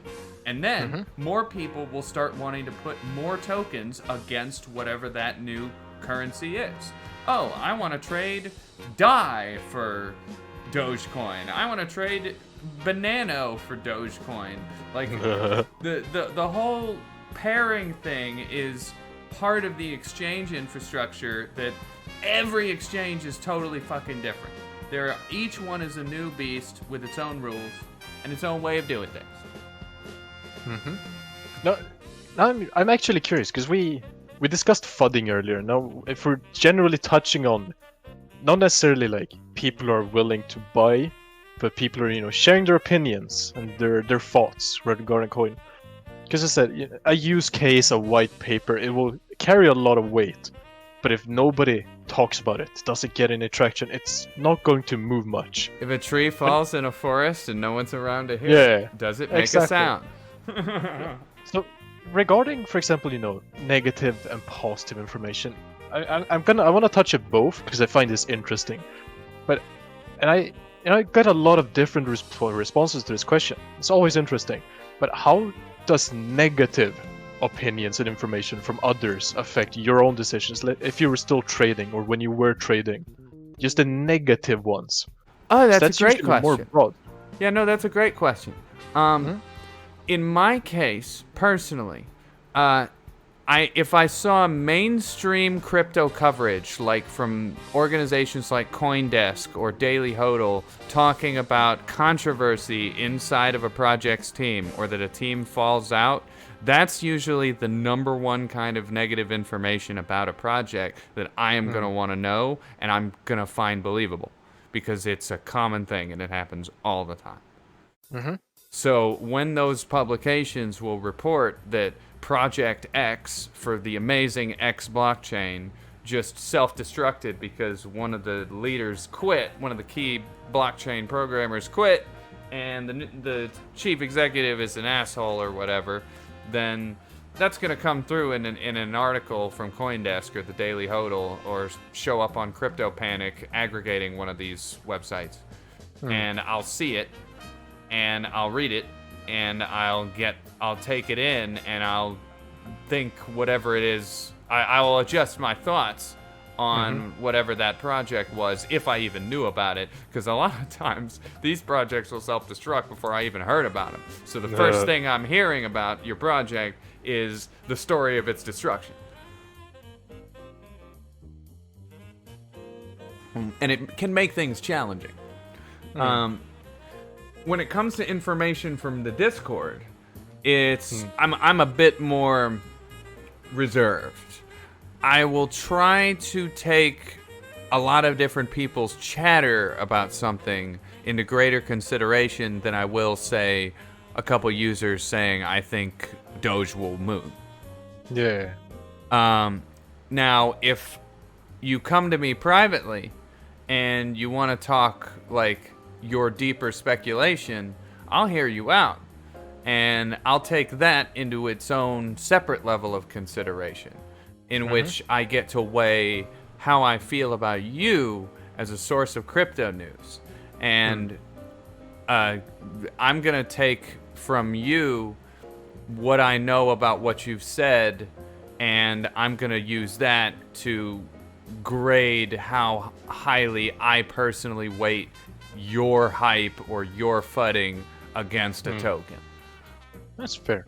And you have to be willing to adjust your internal weight scale based on how. I'm just gonna be as blunt as I can here. I'm sure some of my friends will not like me for this, but I have to weight you based on how gullible I think you are. Yeah. If I think that you're really easily willing to fall for somebody's crazy moonshot coin idea, then I'm probably not going to take your suggestion as seriously as if I think you're like a thoughtful IT professional looking at this stuff. Because we have both types in the Wolves of Wall Street. We have people who are wonderful and adorable and I love them, but they fall for moonshot scams. And we have very clever, very paranoid, very thoughtful IT professionals who could absolutely write viruses that would melt your computer if they were so inclined. But they're nice people, and they're not into the black hat game. They're just hanging out in the crypto space and trying to make a buck like everybody else. But on the flip side, because it's interesting, because a lot of studies have looked at how like negative information and positive information affects us. And it's usually very different. A lot of studies show that negative information and opinions usually weigh heavier. So I'm interested in hearing how positive ones affect you. Well, the general talk of like people on Twitter, on Discord, even Telegram. Well, I'll get to positive thoughts, but let me just say, as an anthropologist and social scientist, on negative information, I do believe that our minds are anthropologically and evolutionarily coded to remember the negative more than the positive. It's just like the gambler's fallacy, where you're going to remember the losses more than you remember the wins, because the losses hurt you more. So they're glued more to your brain because you felt some kind of pain. Our memories are fungible. They're like a sponge, right? Stuff can kind of pass in and pass out, evaporate and get absorbed. In that way, I believe as humans, most, if not all of us, are coded to pay more attention to the bad shit and remember the bad shit. I think that there's an evolutionary purpose for that. And that evolutionary purpose is that if we remember that going over to that part of the plains is bad because bad things have happened to my ancestors who went over there, then I'm going to survive longer than the guy who forgot that part of the plains is dangerous. Like it's a straight behavioral reaction to circumstances in the interest of furthering the survival of the species. But that's neither here nor there. As far as the positive effect on of positive news when people are coming at me and pimping a coin out of hype, I guess perhaps it's my cynical nature that I am going to be extra skeptical if a large number of people are coming at me, even a large number of people I trust. I'm going to be incredibly skeptical about whatever project has captured everybody's attention. And it that project will receive perhaps more scrutiny from me than it otherwise would, because it's capturing a whole bunch of my friends' attention. What's going on here? What has them all so interested in it? The first project I can name that felt like this to me was ADA, or Cardano. Cardano's been around for a few years, but I didn't know or hear about it until about a month and a half to 2 months ago. That was the first time I really started reading all sorts of things about Cardano in the news, and all sorts of kids who I'd previously seen being hyped about Dogecoin were suddenly hyping Cardano. When I dig into Cardano, I find that the founder of it isn't even interested in a high market cap, and his only interest is in creating a really powerful smart contract blockchain similar to Ethereum that might just have the capacity to enhance the human race if we can take advantage of it properly. He's all about data storage, and data security. So Cardano's a really fascinating project, and it actually has every reason to have all sorts of people hyping up its potential use. They haven't even deployed the smart contracts part of their algorithm at the time that we're sitting here talking about this. But I expect that by the time Cardano deploys its smart contracts, that we will see a sudden increase in the value of Cardano. Oh yeah, it's only valued at like $1.2 right now, I think, if I remember correctly. That is correct. That is about the value of Cardano at the time we're talking. Yeah, it's given, let's not necessarily as positive information, but with Cardano alone, it's definitely not saying I know my shit. I think it's going to move. And the definition of moon is going to depend on at what point you as a trader chose to invest in Cardano. Absolutely. I mean, theoretically, and it's a stake currency, so it's going to accumulate more if you're willing to stake it for blockchain rewards. So you can get interest on it. It's all the stake tokens that give you interest and block rewards for staking them. I love that shit. That's really cool. That's the coolest part of the blockchain. But yeah, we've been sitting here going at this for over an hour and 48 minutes now. I'm actually really happy with the length of this. Yeah, it's been exciting. did you have any questions you wanted to ask before we kind of start to wind this down for the viewers who might be growing tired of hearing us talk for this long? That's fair. There's only one actual question that I really like to ask people in general, especially, those that are more involved in the community, so to say, those that understand it better, which obviously you do. Thank you, sir. That is, I appreciate that. because if you can look past your own ability to judge, the opinions, the thoughts, the information, do you think that others are influenced by the general opinions, like the general sentiment, positive, negative information? Oh, do you think it affects others? Absolutely it does. And you need only look as far as a movement of people that wasn't even crypto related. The Wall Street Bets people. One man posts one opinion on a Reddit thread suggesting that he thinks that a lot of people are short selling on GameStop, and that if they pump up GameStock, that's a popular misnomer. If they pump up the stock of GameStop, then they will be able to take the short sellers for a large amount of money and sell at the peak of the pyramid for massive profits. Some people succeeded in their goal to do that. Many other people just wanted to ride the train. Even more people actually thought that they themselves were going to make money, invested, and then got burned when the inevitable crash on their pump happened very shortly later. Crypto is full of discords, telegrams, and communities who are looking to do that exact same kind of activity all the time. They are literally crypto pump and dump communities.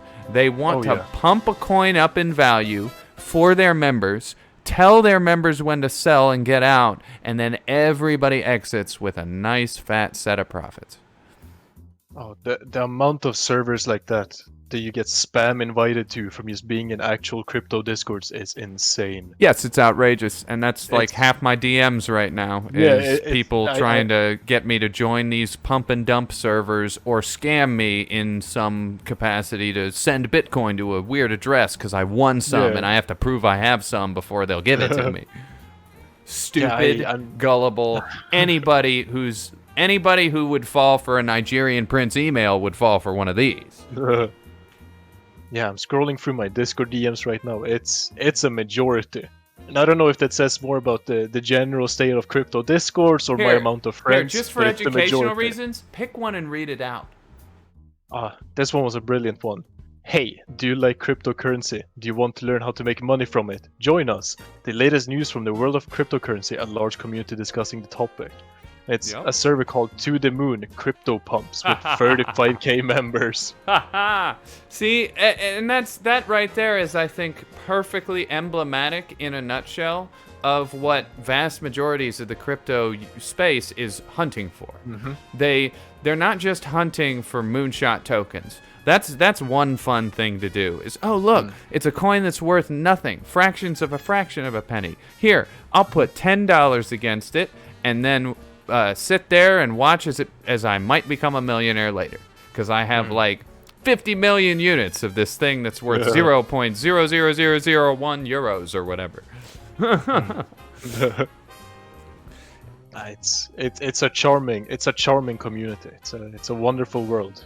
Oh yeah, and the pump and dump communities are, in my mind, a little toxic. I'm sure this video is going to get some hate for me saying that, but you pump and dump guys, you guys are freaking toxic, because these projects have real use cases. Some of these projects have actual value, and all you all are doing is just trying to profit off of fluctuations in the market that you can cause if you get enough collective action on it. None of this would have even been a dream for these people if the Wall Street Bets and deep fucking value people hadn't done what they had done.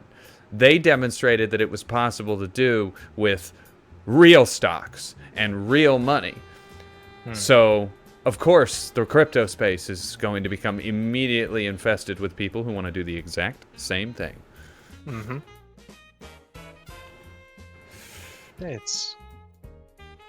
and you only see it growing more and more. Which, you know, to good or bad, I said I don't like the pump and dump communities either. I feel like, call me, it's not necessarily a moralist, but it's, you know, slightly moralistic. I think it's unfair to the technology to use it in that way.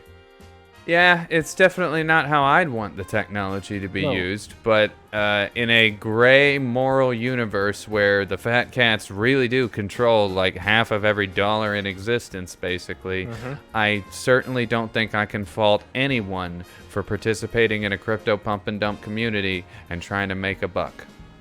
No, I think I'd be tempted to do it if I could as well at some point, maybe. Oh yeah, and I No, mean, there's as with everything, never invest more than you're willing to lose. No, exactly. And that's the thing with a crypto pump and dump community. Like a lot of those guys are all our eggs in one basket together. Let's go right now, pump it. Like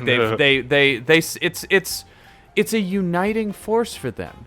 And like we briefly mentioned religion earlier. In a sense, a crypto pump community can be like a religion. Hey guys, we're gonna meet every Friday when the trading is hottest, and we're gonna announce what coin we're gonna do privately in advance, so you guys can start hodling at the cheap price, and then we're gonna throw even more all together all at once on the blockchain, and we're gonna drive that price up in the trading robots. Once we do that, they're gonna think it's moonshotting, and they're gonna try to upbid. Once they start climbing, we sell and we profit and we get out. We get everybody out and we all win, while everyone else and the robots are left holding the bag. If they weren't part of our special little pump and dump group, winky face, they get utterly screwed. It kind of also furthers to make it slightly harder for beginners to get to in general. I started looking at a few of these, you know, quote-unquote moonshot, the new Mimi tokens. And as soon as they popped up in anywhere where you could trade them, tweets started going out about them. Yep. It was everywhere. You can And these were coins that even moved or didn't move. Oh, But yeah. as soon as they were even brought to the attention of anybody, tweets appeared everywhere. And crypto influencers have that soft power I was talking about earlier. They use that soft power. And it's going to be used possibly in dark ways, possibly to pump up their own wallets. Anytime an influencer decides to pump up a coin, you gotta, I'm asking my whole audience, you gotta be curious and you gotta be skeptical about their motivation. Everybody is gonna have a motivation in this world. And I am, as I always am with this audience, I want everyone to stay curious and be skeptical about what they're reading and what they're seeing, because there's always a hidden agenda. Not everyone is going to be upfront with you all the time, and in the world of cryptocurrency, that goes triple. Because we're dealing in hash algorithms and anonymity.